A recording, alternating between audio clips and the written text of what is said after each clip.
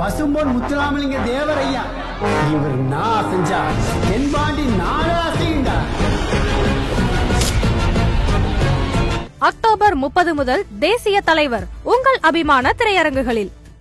அடமானத்தில் இருக்கும் தங்க நகையை மீட்டு மார்க்கெட் விலையில் உடனடியாக விற்க சிறந்த வழி பிரைம் கோல்ட் ஹப். தொடர்புக்கு 9840551787. தங்கத்தை மட்டுமல்ல உங்கள் தன்னம்பிக்கையையும் மீட்டுத் தருகிறோம். No compromise. உங்க சைடுலயும் எங்க சைடுலயும். It's a GT promise. GT Holidays, South India's #1 travel brand. முறைப்படி நாங்கள் தான் நேரில் வந்து பார்த்துருக்கணும். எங்களால் வர முடியல, அதுக்கான சூழ்நிலை அமையலை. அதுக்காக நான் மன்னிப்பு கேட்டுக்கிறேன். அவரை சந்திக்கும் பொழுது அவர் என்ன மனநிலையில் இருந்தாருன்னு பார்க்கும்போது ரொம்ப இறுக்கமான மனநிலை, ஒரு சங்கடமான மனநிலை சொல்லலாம். அதை பார்க்கும்போது நிறைய அழுதுருக்காருன்னு தோணுது. இங்கிருந்து அழைச்சிட்டு போனதே முதல் குற்றம் அப்படின்ற மாதிரிலாம் நிறைய விஷயங்கள் பகிரப்படுது. அதெல்லாம் பார்த்தீங்களா? அதெல்லாம் பார்க்கும் பொழுது எப்படின்னு நினைக்கிறீங்க? அவங்களுக்கு இடம் கொடுக்கலைங்கும் போது எப்படி சார் வர முடியும்? அவரால் அப்பாயின்மெண்ட் கொடுக்கல அப்படிங்கும்போது எப்படி அது மாரி வர்றதும் தப்புன்ற மாதிரி ஆகிடும். அதனால் இனிமேல் லேட் பண்ண வேண்டாம், சரி முறைப்படி நம்மளை கூட்டிகிட்டு வந்தால் ஏதோ பண்ணுவோமேன்ட்டு இது பண்ணியிருக்காரு. அவ்வளோ. ஓகே. ஆனால் உங்களுக்கு ஒரு கோபமோ வருத்தமோ? இதெல்லாம் கோவப்படக்கூடாது, நம்ம அவரால் முடியல, சரி நம்ம போவோம். நீங்கள் சொன்ன மாதிரி அம்மாவோட எப்படி அங்கே கூட்டத்துக்கு போனாங்க, அந்த மாதிரி ஏதாவது விஷயங்கள் நைட்டில் ஏதாவது கேட்டார்? என்னால் ஜீர்ணிக்கவே முடியல அப்படின்ற மாதிரி சொன்னார். ஏன்னா எல்லாமே மனுஷங்க தானே அப்படின்னு சொல்லிட்டு. அம்மாவோட ஆசைகள்லாம் சொன்னீங்களா அவர்கிட்ட? கேட்டால் சார் நாங்கள் அதெல்லாம் அவர்கிட்ட பேச்சு கொடுக்கல. எனக்கு காலையிலேருந்து உட்காந்துருக்காரு. அவர் எப்போ வந்தாருன்னு யாருக்குமே தெரியல. காலையிலேருந்து சாப்பிட்லன்னு வேற கேள்விப்பட்டோம். ஓகே. அவர் காலையிலேருந்து சாப்பிடல, அந்த மணலில் தான் இருந்திருக்காரு. நாங்களும் சார் சாப்பிடுங்கன்னு சொன்னோம். சார் பார்த்துக்கிறோம். கரூர் துயர சம்பவம் முடிஞ்சு கிட்டத்தட்ட 1 மாத காலம் ஆகுது. விஜய் அவர்கள் நேற்று அனைத்து குடும்பத்தாரையும் சந்தித்து ஆறுதல் சொல்லியிருக்காங்க. ஸோ என்னென்ன பேசினாங்க அப்படின்றத தான் தொடர்ச்சியாக பார்த்துக்கிட்டு இருக்கோம். அந்த வகையில் அண்ணன் நம்ம கூட இணைஞ்சிருக்காங்க. அண்ணே வணக்கம். வணக்கங்க.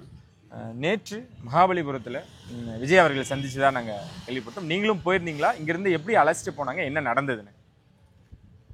எங்களை பஸ் மூலமாக அனுப்பிச்சிட்டு கூட்டிகிட்டு போயிருந்தாங்க. குடும்பத்தில் ஒரு 4 பேர் போயிருந்தாங்க. விஜய் அவர்கள் சந்திக்கிறதா சொன்னாங்களா? ஆமாங்க, பார்க்கணும்னு சொல்லி தான் கூட்டிகிட்டு போனாங்க. எத்தனை பேர் போனீங்கன்னா என்னென்ன விஷயங்கள் உங்கள்கிட்ட இருந்து கேட்டாங்க அவங்க? எங்களை எங்கன்னு கூட்டிகிட்டு போகும்போது நல்லபடியாக கூட்டிகிட்டு போனாங்க. என்னென்ன வேணுமே எல்லா சேவைகளும் செஞ்சு கொடுத்தாங்க. தங்குறதுலேருந்து சாப்பாட்டிலேருந்து மறுபடியும் கூட்டிகிட்டு வந்து விடுறதுலேருந்து நல்லபடியாக பார்த்துக்கிட்டாங்க. அப்புறம் விஜய் சார் ஒவ்வொரு குடும்பத்தையும் தனித்தனியாக தான் மீட் பண்ணார். அதே மாதிரி எங்களையும் தனியாக தான் மீட் பண்ணார். அவர் மட்டும்தான் இருந்தாருங்களா? அவர் கேபினில் அவர் மட்டும்தான் இருந்தார். முறைப்படி நாங்கள் தான் நேரில் வந்து பார்த்துருக்கணும். எங்களால் வர முடியல, அதுக்கான சூழ்நிலை அமையலை. அதுக்காக நான் மன்னிப்பு கேட்டுக்கிறேன் அப்படின்ற மாதிரி சொன்னார். அதுக்கப்புறம் அம்மா எப்படி இந்த மாதிரி ஆச்சுன்னு கேட்டார். அதுக்கான விளக்கத்தை சொன்னாங்க. இந்த மாதிரி வேலை முடிஞ்சு வரும்போது தான் சார் இந்த மாதிரி ஆகிட்டாங்க அப்படின்னு சொல்லியிருந்தோம். அப்புறம் வேறு ஏதாவது உதவி எதுவாக இருந்தாலும் சொல்லுங்கள், நாங்கள் பண்ணித்தரோம் அப்படின்ற மாதிரி சொல்லியிருந்தார் சார். எவ்வளோ நேரம் அந்த சந்திப்பு இருந்ததுன்னு வேறு என்னெல்லாம் பகிர்ந்துக்கிட்டார்? நாங்கள் ஒரு 10 நிமிஷம் தான் டைம் எடுத்துக்கிட்டோம். நாங்களும் அவருக்கும் கொஞ்சம் ஆறுதல் தேவை. நாங்களும் சார் நல்ல விஷயங்கள்லாம் சொல்லிவிட்டு வந்துட்டோம் சார். அம்மாவை பற்றின அம்மாவோட பேர் சொன்னாங்களா? அம்மாவோட விஷயங்கள் அம்மாவோட பேர் சொன்னாங்க. அப்புறம் அம்மாவோட ஃபோட்டோலாம் அவங்களுக்கு ஃப்ரேம் போட்டு வச்சுருந்தாங்க. அவங்க குடும்பத்தோட ஃபோட்டோலாம் ஃப்ரேம் போட்டு வச்சுருந்தாங்க. அதுக்கப்புறம் அவங்களோட ஃபோட்டோ அவங்க குடும்பத்துக்கு கொடுத்து ஒரு ஃபோட்டோ எடுத்து அனுப்பிட்டார் எங்களை. அவரை சந்திக்கும் பொழுது அவர் என்ன மனநிலையில் இருந்தாருன்னு பார்க்கும்போது? ரொம்ப இறுக்கமான மனநிலை, ஒரு சங்கடமான மனநிலை சொல்லலாம். அதை பார்க்கும்போது நிறைய அழுதுருக்காருன்னு தோணுது. அவரால் பேசவும் முடியல அதிகமாக. அதை புரிஞ்சுக்கிட்டு நாங்களும் அளவாக பேசிட்டு நாங்களும் வெளியில் வந்துட்டோம். அவரும் ரொம்ப துக்கமாக தான். ஆமாம், ரொம்ப அப்படி பார்த்ததில்ல, நேரில் பார்த்ததில்ல, ஸ்க்ரீனில் பார்த்தது. ஆனால் நேரில் அவர் பார்க்கும்போது ரொம்ப ஒரு இறுகின மனநிலையில் தான் இருந்தார். ரொம்ப வருத்தப்பட்டார். கரூருக்கு ஏன் வரலை அப்படின்ற விஷயத்தையும் பகிர்ந்துக்கிட்டாருங்களா? இப்போ வரைக்கும் அப்பாயின்மெண்ட் கிடைக்கலன்னு சொன்னார். அதுக்கான சூழ்நிலை இன்னும் அமையலைங்க, அதனால தான் வர முடியல. இல்லைனா நாங்கள் வந்திருப்போம். மறுபடியும் ஒரு நாள் கண்டிப்பாக கரூர் வருவோம். வரும்போது நம்ம எல்லோரும் மீட் பண்ணலாம் அப்படின்ற மாதிரி சொல்லியிருந்தார் சார். உங்களோட தேவைகள் என்னென்னு சொன்னீங்களா? உங்கள் குடும்பத்துக்கு என்னென்ன விஷயங்கள் பண்ணி கொடுக்குறதா விஜய் அவர்கள் வாக்குறுதி மாதிரி? நாங்கள் பெருசாலாம் எதுவும் கேட்கல சார். அவர் என்ன வேணும்னு கேட்டார். நாங்கள் வந்து பையன் படிச்சுட்டு இருக்காது, பையனோட எஜுகேஷனுக்கு மட்டும் ஏதாவது கேட்கும்போது அது பண்ணிங்கன்னா நல்லாயிருக்குன்னு கேட்டோம். எதுவாக இருந்தாலும் கேளுங்கம்மா, நாங்கள் பண்ணித்தரோம், நான் பண்ணித்தரேன் அப்படின்னு வாக்குறுதி கொடுத்துருக்காரு. அவங்க சைட்லேருந்து அவங்க தரப்புலேருந்து நாங்கள் இதெல்லாம் பண்ணுறோம் அப்படின்னு ஏதாவது ஆமாங்க, அவர் என்ன வேணுமோ கேட்க சொல்லியிருக்காரு. நாங்கள் வந்து பையனோட எஜுகேஷனை பற்றி சொல்லியிருந்தோம், எதுவாக இருந்தாலும் நான் பண்ணித்தரேம்மான்னு சொல்லியிருக்காருங்க. ஓகே. இவ்வளோ விஷயங்கள் நடந்திருக்கு. அவர் பேசுறது ஒரு அவ்வளோ மனம் இறுகிய நிலையில் அவர் இருந்திருக்காரு. ஆனால் வெளியே பேசும்பொழுது இங்கிருந்து அழைச்சிட்டு போனதே முதல் குற்றம் அப்படின்ற மாதிரிலாம் நிறைய விஷயங்கள் பகிரப்படுது. அதெல்லாம் பார்த்தீங்களா? அதெல்லாம் பார்க்கும்பொழுது எப்படின்னு நினைக்கிறீங்க? அவங்களுக்கு இடம் கொடுக்கலைங்கும் போது எப்படி சார் வர முடியும் அவரால்? அப்பாயின்மெண்ட் கொடுக்கல அப்படிங்கும்போது எப்படி அதுமாரி வர்றதும் தப்புன்ற மாதிரி ஆகிடும். அதனால் இனிமேலும் லேட் பண்ண வேண்டாம், சரி முறைப்படி நம்மளை கூட்டிகிட்டு வந்தால் ஏதோ பண்ணுவோமேன்ட்டு இது பண்ணியிருக்காரு, அவ்வளோதான். ஓகே. ஆனால் உங்களுக்கு ஒரு கோபமோ வருத்தமோ, என்னடா நம்மளை அங்கே கரூர்லேருந்து சென்னைக்கு வரவழைச்சிட்டாங்களே அப்படின்ற ஒரு விருது இருந்ததுங்களா? இல்லை பிரதர், கோவம்லாம் இதுக்கெல்லாம் கோவப்படக்கூடாது நம்ம. கோவம்லாம் கிடையாது. அவரால் முடியல, சரி நம்ம போவோம், என்ன போவோம். அவங்க தரப்புலேருந்து அந்த 20 லட்சம் வந்துருச்சான்னு அதெல்லாம் விசாரிச்சாருங்களா விஜய் அவர்? இல்லை, அவர் அதெல்லாம் கேட்கல, அதை பற்றிலாம் கேட்கல. கொள்ள பணம் வந்துச்சு அதெல்லாம் கேட்கல. அதோடைய ஹெல்த் இன்சூரன்ஸு அதெல்லாம் கொஞ்சம் பண்ணியிருக்கோன்ற மாதிரி சொன்னார்.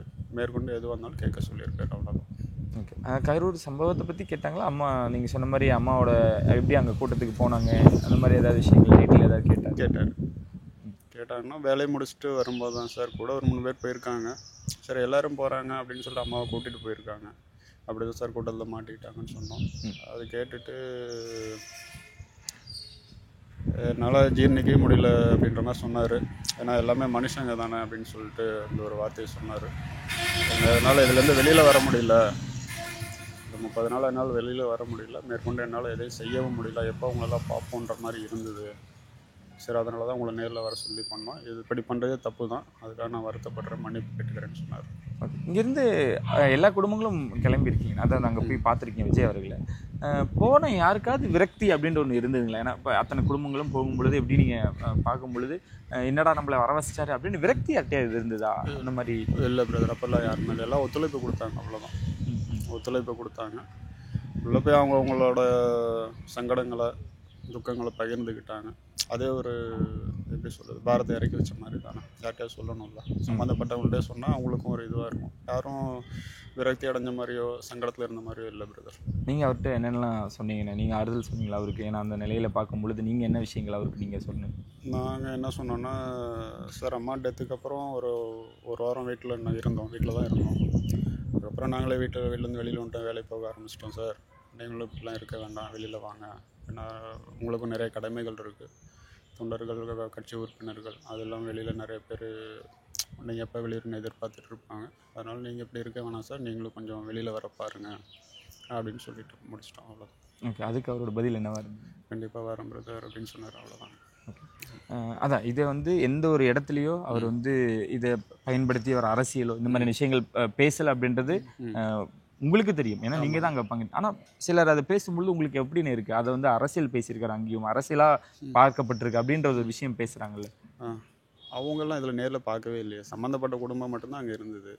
வெளியிலேருந்து பார்க்குறவங்களுக்கு எப்படி அது தெரியும் அரசியல் பேசினார் அப்படின்ட்டு? இனி மாதிரி இந்த மாதிரியான நிகழ்வு இனிமேட்டு நடக்கக்கூடாதுன்னு அவருக்கு சொல்லப்பட்டுச்சுன்னா அவர் இதில் அது என்ன சொல்கிறேன்னா பிரதர், இந்த 41 குடும்பத்தை பற்றி மட்டும்தான் அவரோட சிந்தனை. மேற்கொண்டு அவர் எந்த சிந்தனையும் உள்வாங்கிக்கல, அது மட்டும்தான் தெரியுது. இதுலேருந்து முதல்ல வெளியில் வரணுன்றதானே தவிர அடுத்த எதுவும் அவர் லூஸ் ஸ்டாக்லாம் விடலை, பேசவும் இல்லை. ஓகே. மற்ற நிர்வாகிகள் எப்படின்னு அங்கே உங்களை எப்படி ரிசீவ் பண்ணாங்க, எப்படி உங்களை ரெஸ்பெக்ட் பண்ணாங்க? இங்கேருந்து கூட்டிகிட்டு போனதுலேருந்து, ரூமில் கொண்டு போய் விடுறதுலேருந்து, சாப்பிட கூட்டிகிட்டு வர்றதுலேருந்து, மறுபடியும் வீடு விட்டுட்டு போகிற வரைக்கும் எல்லாமே ரொம்ப கவனமாக பார்த்துக்கிட்டாங்க. ஓகே. கூட இருந்து நல்லபடியாக கவனிச்சுக்கிட்டாங்க.